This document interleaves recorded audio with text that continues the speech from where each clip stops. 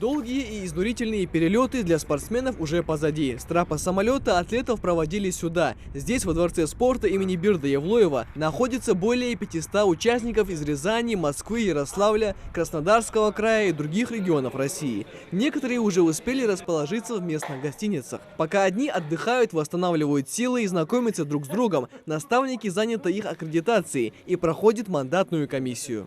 В аэропорту встретили уже товарищи, тренера местные. Был предоставлен транспорт, очень приятно. Привезли, сейчас вот прошли комиссию, в данный момент едем размещаться. Все, мы очень довольны.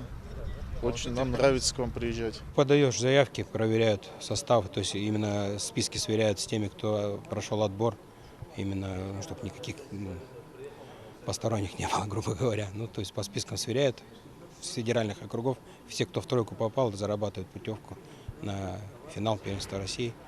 Вот эти заявки проверяют. И, соответственно, возраст, младший возраст, там справки смотрятся, диспансеризация, все эти документы, оформление правильности. Встречают прекрасно.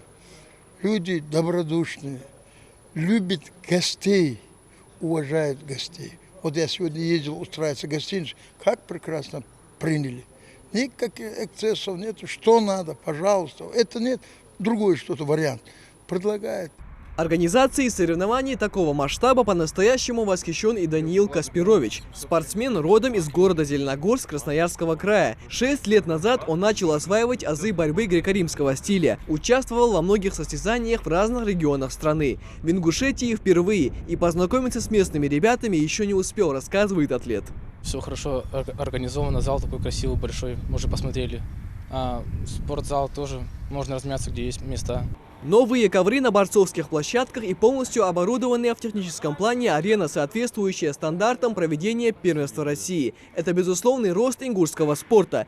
Турнир по греко-римской борьбе посвящен памяти человека, который сам боролся и отстаивал интересы своего народа, противостоял терроризму и внес огромный вклад в дело обеспечения безопасности страны. Алихан Калиматов за героизм, мужество и отвагу, проявленные в условиях, сопряженных с риском для жизни. Указом президента Российской Федерации от 4 ноября 2007 года ему было присвоено звание Героя России посмертно. Всех спортсменов, гостей, участников турнира встречаем, размещают, все четко проходит по программе, по регламенту, никаких замечаний нет.